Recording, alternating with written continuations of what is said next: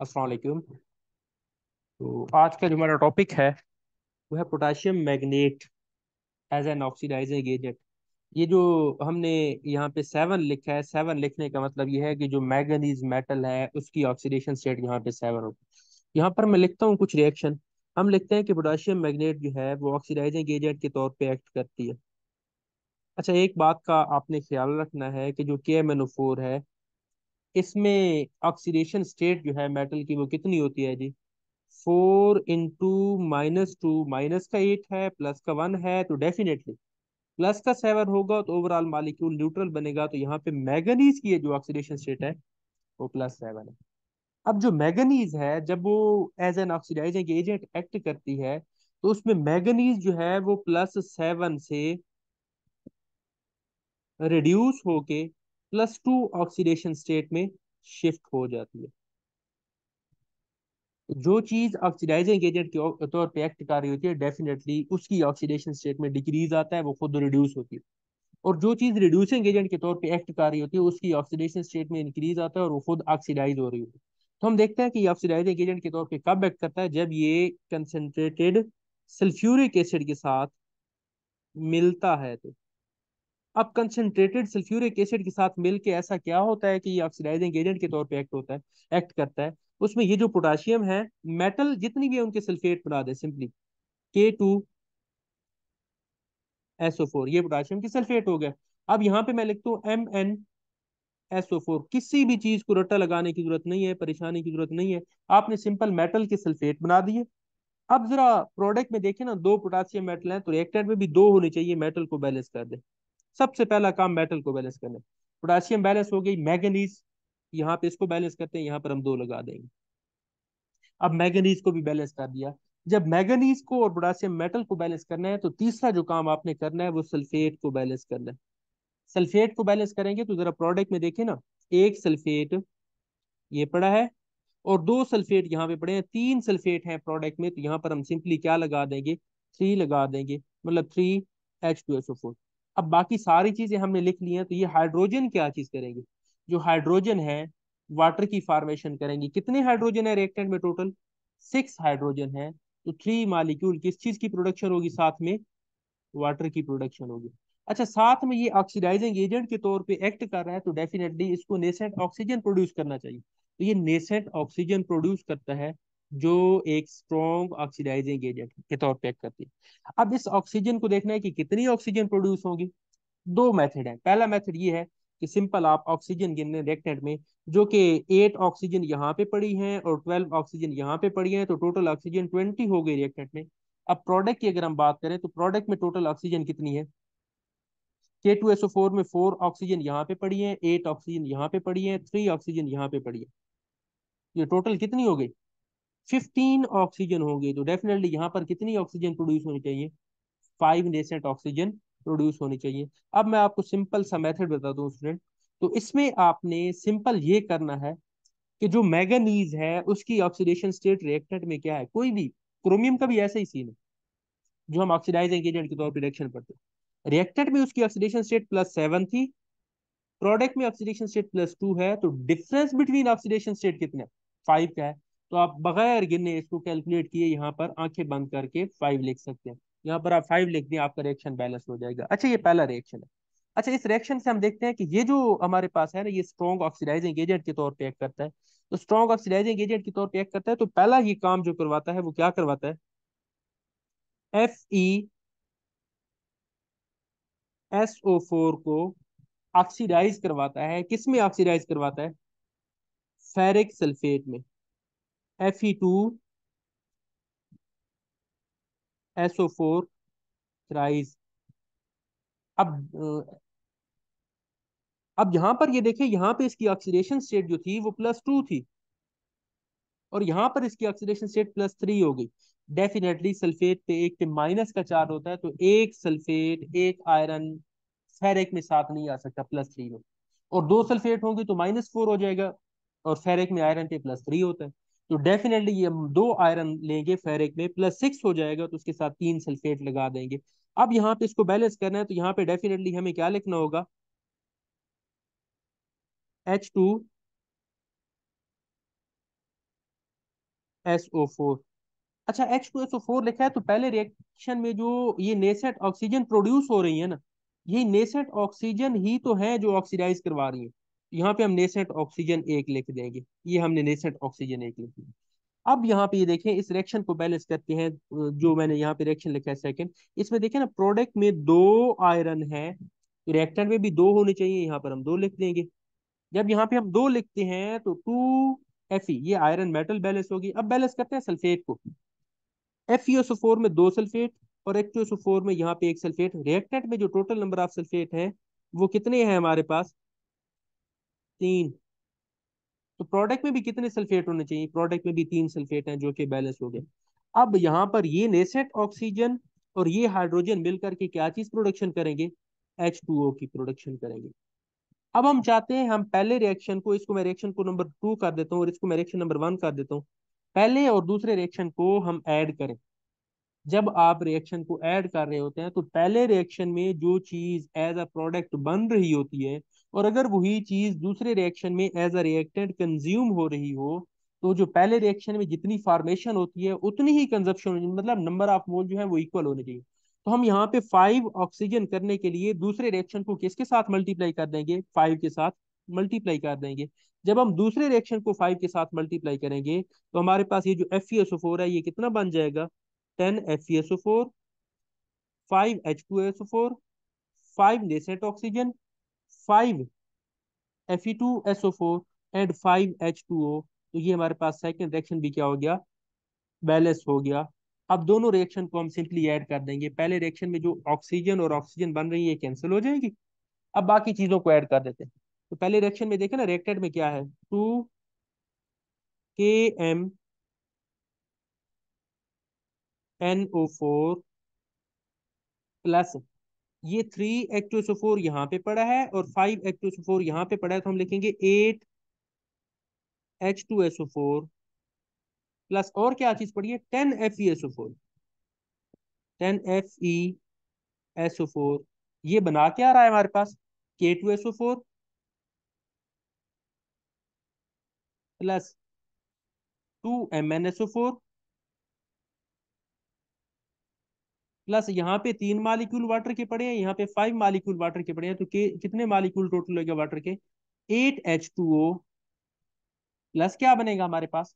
5Fe2SO4 of rise.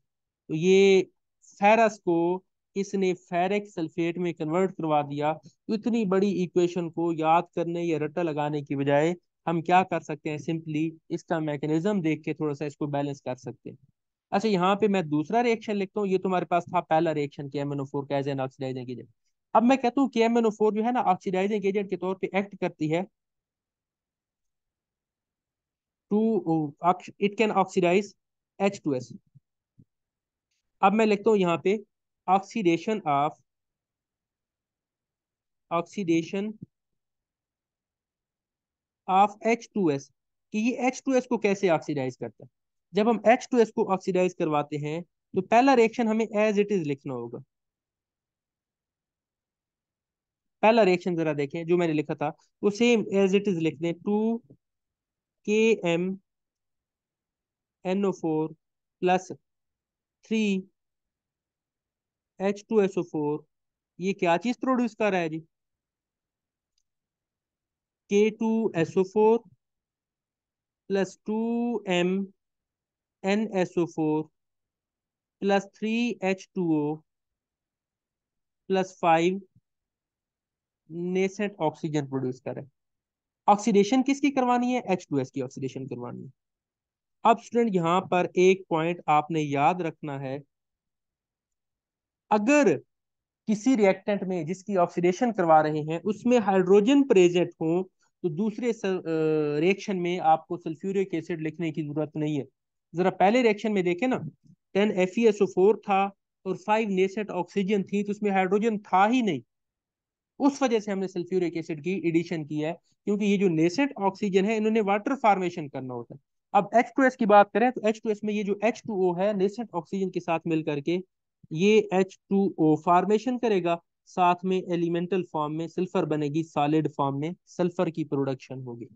अब जरा इस रिएक्शन को बैलेंस करते हैं, तो वही बात, पहले रिएक्शन में 5 नेसेंट ऑक्सीजन प्रोड्यूस हो रही है, तो दूसरे रिएक्शन में भी डेफिनेटली कितनी होनी चाहिए, 5। तो दूसरे रिएक्शन को हम 5 से मल्टीप्लाई कर देते हैं, ये हो जाएगा हमारे पास रिएक्शन बैलेंस 5H2O, और साथ में आ जाएगा 5 एलिमेंटल सल्फर। अब इस रिएक्शन को अगर मैं नेट करके लिखूं, तो 5 नेसेंट ऑक्सीजन से कैंसिल हो गए। इस रिएक्शन को बैलेंस करूं तो मैं लिखूंगा 2KMnO4 plus 3H2SO4 plus 5H2S gives K2SO4 plus 2MnSO4 plus 3H2O, 3 ये और 5 ये, 8H2O प्लस 5 एलिमेंटल सल्फर। अब जरा यहाँ पे सल्फर देखें ना, H2S में सल्फर की जो ऑक्सीडेशन स्टेट होती है वो होती है -2, और -2 से ऑक्सीडेशन स्टेट बढ़ के कहाँ पे चली गई, 0 पे, तो डेफिनेटली ये क्या हो गया, ऑक्सीडाइज हो गया। तीसरा रिएक्शन हम देखते हैं कि तीसरा ये किसको ऑक्सीडाइज करवा रहा है जी। It can oxidize oxalic acid,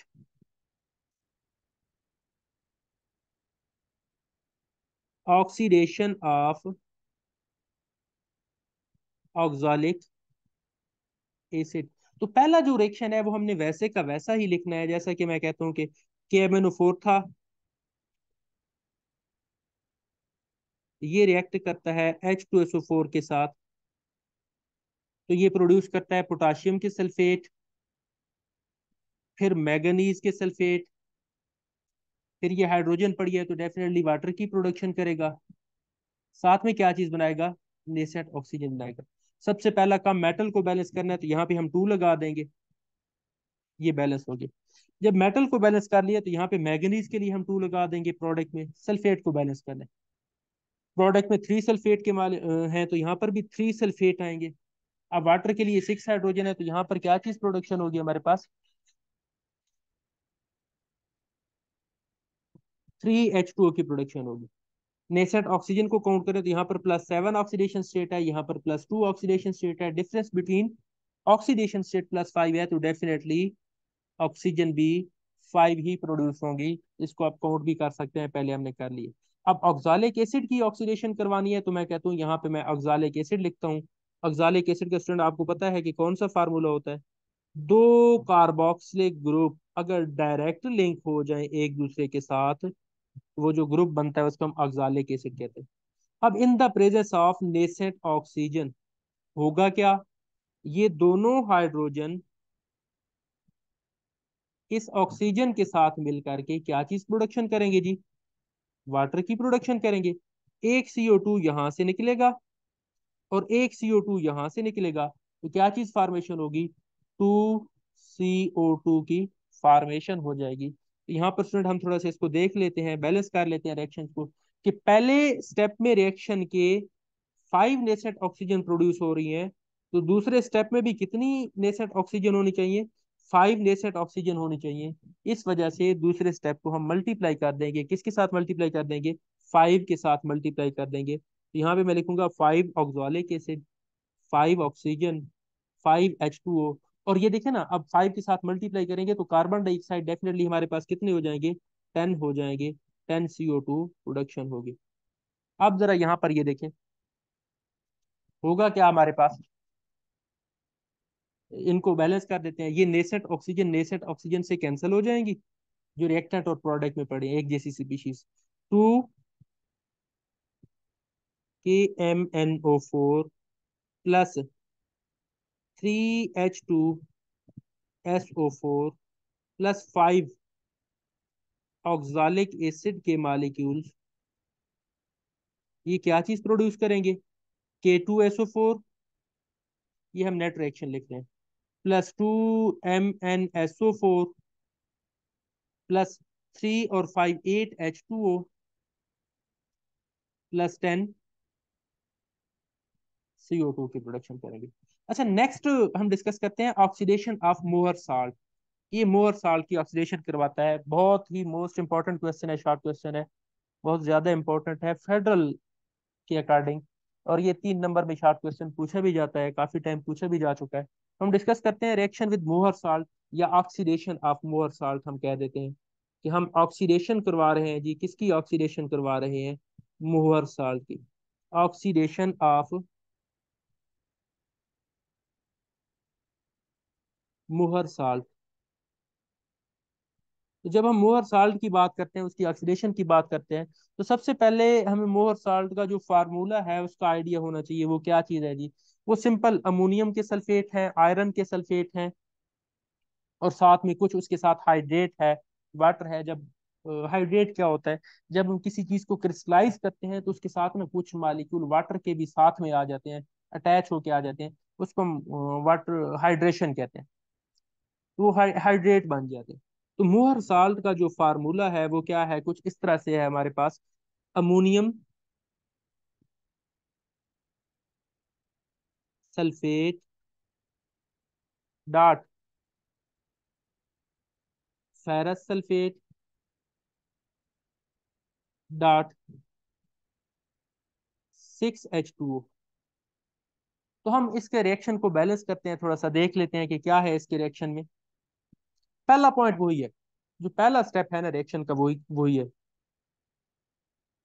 2KMnO4 plus H2SO4। अब तो आप लोगों को ये पॉइंट जो है पहला याद हो जाना चाहिए, याद रट्टा तो लगाना ही नहीं है इसको डेफिनेटली। K2SO4 plus MnSO4। तो यहाँ पर हम डिस्कस करते हैं MnSO4। तो ये कितना बनेगा जी? 2 बनेगा डेफिनेटली, यहाँ पर 3 लगेगा। तो 3 मॉलिक्यूल साथ में किस चीज की प्रोडक्शन होगी? वाटर की प्रोडक्शन होगी। और नेसेंट ऑक्सीजन का हमें पता है, कितनी नेसेंट ऑक्सीजन बनेगी? 5 नेसेंट ऑक्सीजन की फॉर्मेशन होगी, या 5 नेसेंट ऑक्सीजन बनेगी। अब यहाँ पे हम डिस्कस करते हैं मोहर साल्ट को। ये पहला रिएक्शन हो गया। अब यहाँ पे दूसरा रिएक्शन लेके आते हैं जी, मोस्ट इंपॉर्टेंट पॉइंट।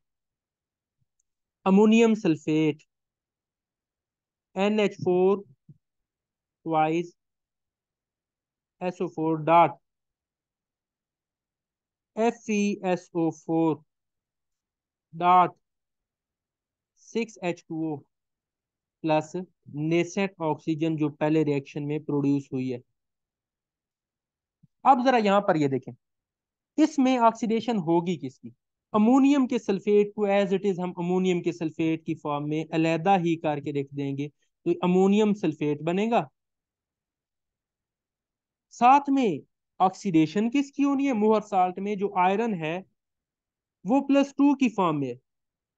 +2 की फॉर्म का मतलब ये है फेरस सल्फेट में है। तो ये फेरस सल्फेट किस में कन्वर्ट होगी? फेरिक सल्फेट में कन्वर्ट होगी। तो इसको मैं चेंज करके लिख रहा हूँ, रेड कलर से लिख रहा हूँ, जिसकी ऑक्सीडेशन हो रही है Fe2SO4 ऑफ थेराइज। ये बन गया फेरिक सल्फेट। अच्छा, साथ में जो वाटर है ना उसने वैसे ही आना है, डॉट वाटर की प्रोडक्शन होगी। अब वाटर के मालिक्यूल की कितनी प्रोडक्शन होगी? सॉरी, यहाँ पे वाटर आएगा और इसको मैं ब्लू से लिख देता हूँ। साथ में वाटर की प्रोडक्शन होगी। और अब यहाँ पर ये देखे ना, मैंने कहा था कहीं पर अगर हाइड्रोजन होती हैं तो वहां पे आपको नेसेंट ऑक्सीजन नहीं लानी। अब यहाँ पे हाइड्रोजन नहीं है, तो फिर क्वेश्चन ये है, यहाँ पर ये जो 6H2 पड़ा है, तो ये तो H2O की फॉर्म में पड़ी है, कोई ऐसी हाइड्रोजन नहीं है जिसको हम वाटर में कन्वर्ट कर सके। अगर कोई ऐसी हाइड्रोजन होती जो वाटर में कन्वर्ट हो सकती होती, तो फिर हमें H2SO4 ऐड करने की जरूरत नहीं थी। अब हमें क्या करना पड़ेगा? H2SO4 ऐड करना पड़ेगा। यहाँ पे हम H2SO4 ऐड करेंगे। तो हमने यहाँ पर H2SO4 ऐड कर दिया। यहाँ पर ये देखना जरा, प्रोडक्ट में कितने आयरन हैं? 2। रिएक्टेंट में कितने हैं? 1 है। इस सारे मालिक्यूल को 2 के साथ मल्टीप्लाई कर दें। जब इसको मैं 2 के साथ मल्टीप्लाई करूंगा तो ये अमोनियम सल्फेट भी जो बन रहे हैं, ये अमोनियम सल्फेट भी कितने बनने चाहिए हमारे पास? 2। अब ये आयरन सल्फेट एक ही बनेगा डेफिनेटली। ये साथ में 12 मॉलिक्यूल वाटर के ये बनेंगे। और यहां से एक मालिक्यूल वाटर का, तो 13 मालिक्यूल किस चीज के बनेंगे जी? वाटर की फॉर्मेशन होगी। अब ये सेकंड वाले रिएक्शन को जरा देखें, बैलेंस हो गया। कैसे बैलेंस हो गया जी? ये मोहर साल्ट के दो मालिक्यूल हैं जिसमें सल्फेट कितने होंगे? टोटल 4 सल्फेट है। एक सल्फेट यहाँ पे पड़ा है, 5 सल्फेट हो गया। अब जरा इधर देखें, 3 सल्फेट हो गए आयरन के साथ फेरिक में, और 2 सल्फेट हो गया अमोनियम के साथ, तो 5 सल्फेट भी बैलेंस हो गया, हमारा रिएक्शन बैलेंस हो गया। अगर रिएक्शन बैलेंस हो गया है तो डेफिनेटली हम प्रोडक्ट तक पहुंच गए हैं। अब क्वेश्चन ये है कि दूसरे रिएक्शन में हमने जो नेसेंट ऑक्सीजन लिखी हुई है वो एक लिखी हुई है, और पहले रिएक्शन में जो नेसेंट ऑक्सीजन है वो 5 है। तो दूसरे और पहले रिएक्शन में अब हम नेसेंट ऑक्सीजन को क्या कर देंगे? सिंपली बैलेंस कर देंगे। नेसेंट ऑक्सीजन को बैलेंस करते हैं जी, कैसे बैलेंस करेंगे? सेकंड वाले रिएक्शन को 5 से मल्टीप्लाई कर देंगे। अब मैं साथ साथ 5 से मल्टीप्लाई करता जाता हूँ और यहीं पे रेज करके लिखूंगा, तो इस बात को आपने देखो।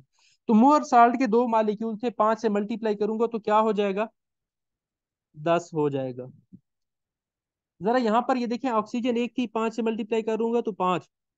सल्फ्यूरिक एसिड एक था, 5 से मल्टीप्लाई करूंगा तो 5। अमोनियम सल्फेट दो थे, 5 से मल्टीप्लाई करूंगा तो 10। फेरिक सल्फेट को देखें, एक है, 5 से मल्टीप्लाई करूंगा तो 5। अब वाटर के 13 मालिक्यूल है, अगर 5 से मल्टीप्लाई करूंगा तो 65 बन जाएंगे। तो यहाँ पे मैं लिखता हूँ प्लस 65 वाटर के मालिक्यूल। अब इन दोनों रिएक्शन को हमने सिंपली क्या करना है? ऐड कर देना है। जब हम ऐड करेंगे तो ये 5 नेसेंट ऑक्सीजन से कैंसिल हो जाएंगी। बाकी चीजों को आपने ऐड करके लिखना है, तो इसको हम लिखते हैं 2KMnO4 प्लस 3H2SO4 ये है, और 5H2SO4 ये है, प्लस 8H2SO4 प्लस मोहर साल्ट बाकी है, बाकी चीज तो कुछ भी नहीं है रिएक्टेंट में। तो अब मोहर साल्ट लिखने हैं, कितने हैं जी? 10। मोहर साल्ट में है क्या चीज? अमोनियम और आयरन के सल्फेट है, फेरस सल्फेट है। बस दो चीज आपने याद रखनी है। एमसीक्यूज में भी पूछा जाता है कि मोहर साल्ट किसके सल्फेट हैं जी? अमोनियम के सल्फेट हैं और आयरन के सल्फेट हैं, मीन +2 के फेरस के सल्फेट हैं। .6H2O। ये कंप्लीट हमारे पास रिएक्टेंट में आ गया। जरा प्रोडक्ट में, प्रोडक्ट में तो सबसे पहले हम लिखेंगे पोटाशियम के सल्फेट K2SO4, साथ में मैंगनीज के सल्फेट 2MnSO4, साथ में वाटर की प्रोडक्शन। वाटर कितना है हमारे पास? 3 ये और 65 ये, तो टोटल 68 मालिक्यूल वाटर के। बाकी क्या चीज लिखनी है हमने? अमोनियम सल्फेट और फेरिक सल्फेट लिखना है। तो साथ में लिख दें जी 10 अमोनियम सल्फेट NH4